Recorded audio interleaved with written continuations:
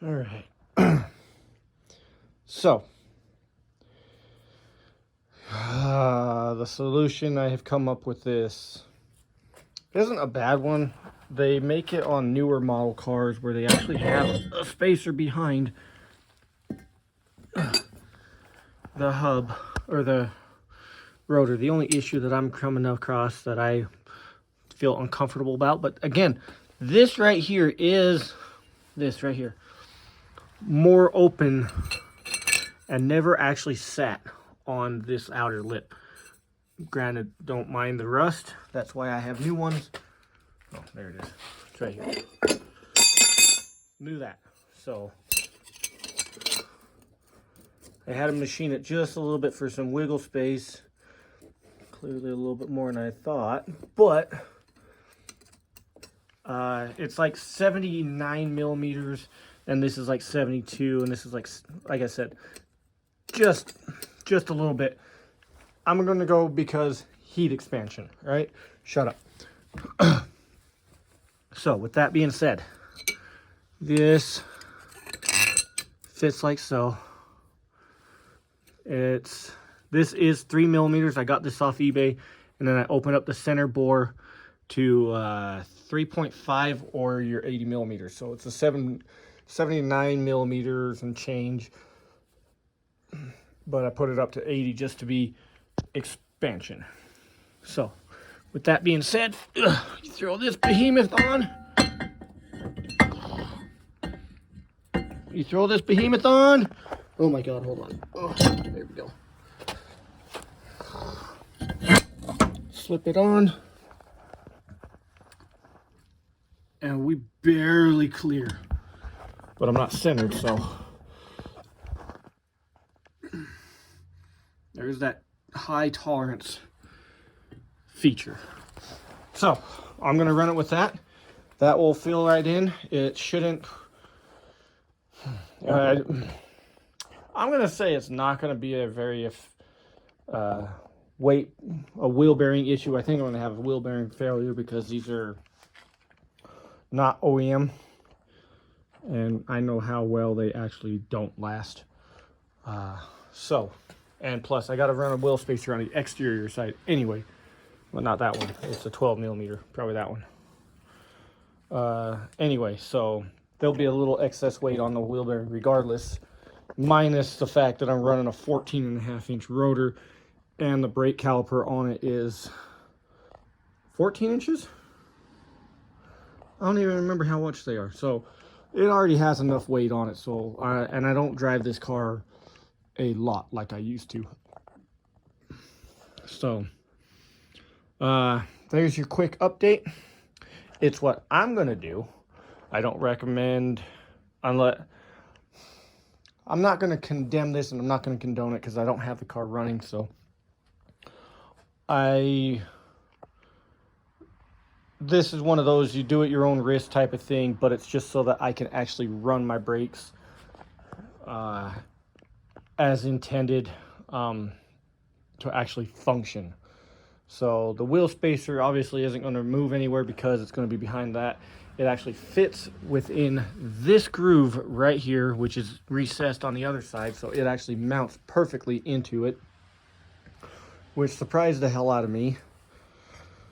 And we can move forward. Like, I don't have to stress out. I think it's been 2 weeks since I've got really bummed out over this whole scenario. So I can actually feel more comfortable putting this together, getting excited. I'm overexcited now. So we're gonna put this together. We're gonna get that transmission in. I still haven't found seats. I might get some hate for it, but I'm gonna probably pick up some Audi TT seats because they're a style seat that I like. But I might also throw them in the Benz. We'll find out if I actually like them. I'm gonna get them. I have already seat brackets in here somewhere. They're in here, I believe it. Gotta love kids. Gotta hide their stuff and everything. Oh God, I'm falling. Or I might put the stock seats back in. I don't know what I'm gonna do. As far as seats, I might put the stocks in because right now trying to hunt down Mark 1 TT seats is kind of a joke. So, and then I'll be putting the valve cover on. I need to order up more dash 12 hose for my AN hose right here. So I can update it properly, because I think I'm going to have it go this direction and around the front of the car versus this way, down and around and under, and try to manipulate and hide it. Granted, when I go in for emissions, this has to come off.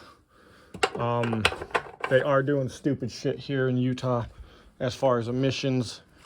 The last article I read, they went back on their word on what they said and amended everything to the point where if it was a vintage car, you had to have vintage insurance and you had to prove all this stuff. And then it was 80 and older could only be qualified as vintage, not 30-year law like they have been doing. So, but they amended all that and went back and saying, oh no, it's 30 years, it's fine, blah blah blah, but you need vintage insurance. Okay, I already have that, so cool. But as far as emissions, they started recording and taking photos and video and then submitting it to the state that day, and you will be approved or denied within the hour.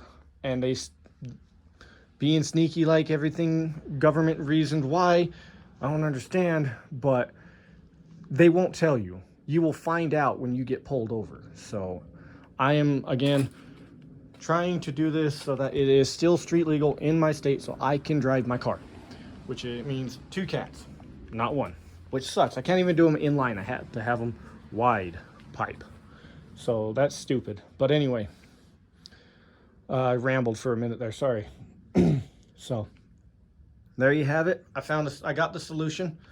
Took me a little bit longer, but I had to find a machine shop that would actually do that for me and just open it up to the 3.15 inches, or I think it was like 3 1/16 if you want your fractions, something like that, or it was your 80 millimeters. So there's your numbers if you're going to do it.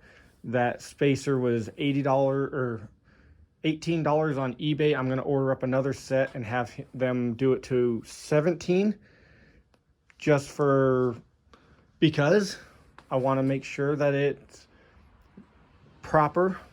So 70, or yeah, I'll do it to 79 millimeters and see how close that gets me. Because again, it was like 70 and some 78 and some change, or 79, and I went 1 millimeter overbore to give me that wiggle room. So fingers crossed I don't get any random vibrations, I don't get anything crazy, but at the same time, big rotor, blah blah blah. Again, that's the update. That's what I got for you. I have been beating my head on my car for this since the last time I uploaded, and I uploaded like 6 videos in one day after my frustration. So hopefully this helps somebody. Again, it's a 3 millimeter spacer that just barely pushes you. Let me get this better lined up. There you go. You are legitimately within a millimeter of space. You could get away with a 2 if you wanted to. I'm not going to. I'm going to run the 3 and feel better about this now because it'll work. But like I said, newer cars have a wheel spacer behind it. It's usually like a millimeter or 2 thick. So I don't see the harm in doing this, considering it's a custom application, and we're going to go for it. Well, stay tuned.